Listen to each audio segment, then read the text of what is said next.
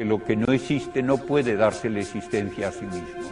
La existencia del universo no puede explicarse sino como creación. Y si el universo no es eterno, entonces ¿cómo comenzó? Pues si yo quiero explicar algo completamente, no me basta con lo que me dice un físico o un químico.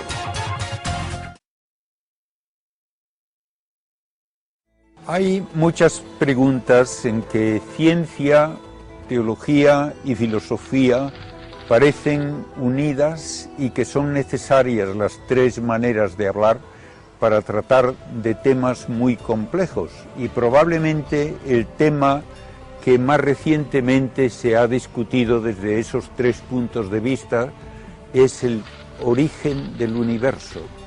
Porque durante mucho tiempo la gente ha pensado como cosa obvia que el universo ha existido siempre.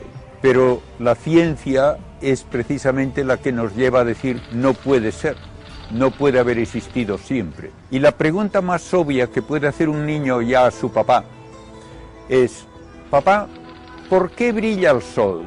Y los antiguos contestaban: porque está hecho de una cosa brillante. Eso no es decir nada, es decir, brilla porque brilla. Entonces, ¿qué dice un científico? Que el sol brilla porque produce energía. ¿Y de dónde le viene esa energía? ¿Cómo la produce? Y tiene que ser de algún combustible. Pero el sol tiene una cantidad limitada de combustible. Por lo tanto, tiene que terminar gastándolo y apagándose. Y esto que digo del sol, hay que decirlo de todas las estrellas. Por lo tanto, el que hoy vemos estrellas brillando, quiere decir que no son eternas. Y como todo el universo ha tenido que gastar combustible, si el universo hubiese existido siempre ya no brillarían estrellas. De modo que la ciencia se ve obligada por su propio raciocinio a decir el universo no puede ser eterno. Y si no es eterno, entonces ¿qué edad tiene? ¿Y cómo comenzó? ¿Y cómo llegó a ser lo que es hoy? Y todo eso es lo que la ciencia del siglo XX ha logrado responder de una manera científica. Y la manera científica es el estudio de lo que hace la materia que se puede comprobar con un experimento. Entonces, la ciencia ha llegado a decir: el universo hoy está en expansión. Es un dato que se conoce desde 1920 aproximadamente, pero que se formuló ya claramente en 1929. Si el universo está en expansión, eso quiere decir que antes era más pequeño. Y dando marcha atrás, tiene que llegar un momento en que todo el universo ocupaba tal vez menos espacio que una manzana, que un átomo.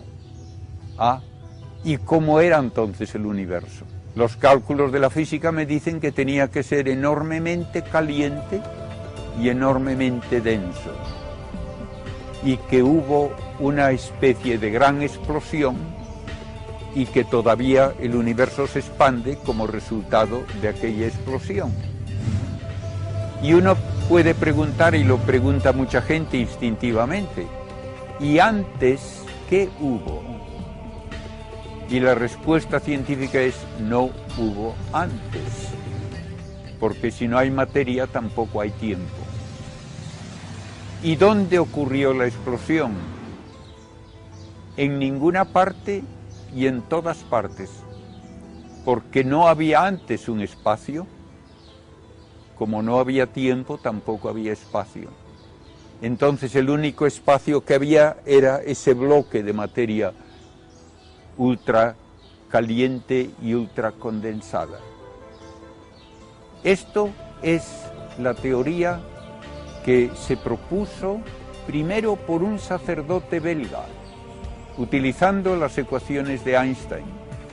El sacerdote Lemaitre, resolviendo las ecuaciones de Einstein, llegó a la conclusión de que el universo tenía que haber comenzado con una enorme explosión. Y en 1948 ya se pudo calcular cómo comprobar si esa explosión había ocurrido según la teoría. Y uno puede decir: ¿cómo sé yo que hubo una hoguera si voy por el campo. Lo sabré muy bien si encuentro a lo mejor unas cenizas todavía calientes. Entonces se hace la misma pregunta, ¿podemos encontrar las cenizas de esa gran hoguera primitiva? ¿Podemos encontrar algo del calor de esa hoguera primitiva?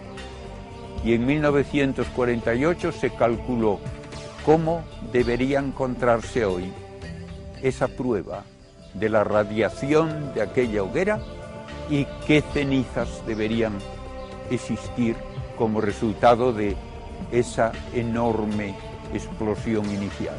Y se han encontrado las cenizas, helio, deuterio, hidrógeno, exactamente como se había calculado, y se ha encontrado la radiación que llena todavía el universo, exactamente como se había calculado. De modo que ya no es una cuestión de una opinión, una teoría, que la gente piensa, bueno, una teoría, otra vendrá después y será distinta. No, no, ya no hay vuelta de hoja.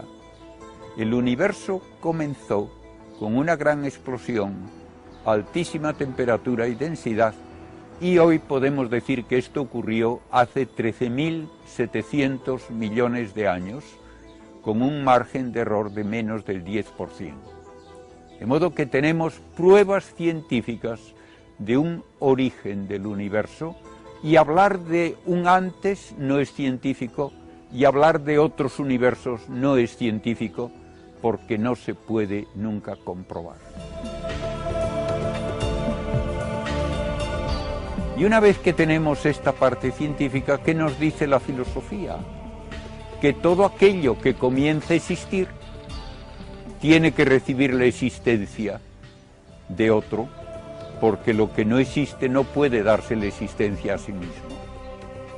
Entonces, la filosofía nos habla de que es necesario un creador no material, y por tanto que no está tampoco sujeto a las leyes de la física ni del tiempo, que puede con potencia infinita hacer que donde no hay nada haya algo, y esto es exactamente lo que luego nos refrenda la teología.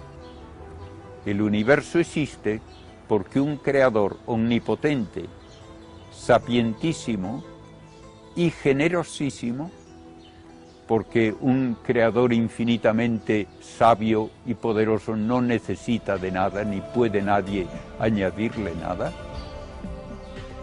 crea el universo por una razón que tiene que ser finalmente generosidad y amor. Y por eso la teología nos dice que el universo está creado para que exista el hombre. Porque a Dios, al Creador, no le entretiene ver que se queman estrellas, ni le entretiene ver que corretean unas lagartijas por el suelo. Él solamente puede encontrar una razón suficiente de crear en personas que son capaces de conocerle, de agradecerle la existencia y de compartir su felicidad. Y así tenemos los tres puntos de vista. El científico me da los datos, el filosófico los elabora para llevar a este creador omnipotente y eterno. La teología me dice que este creador es además amor, que crea todo para el hombre, para que podamos existir, relacionarnos con él y finalmente participar de su felicidad.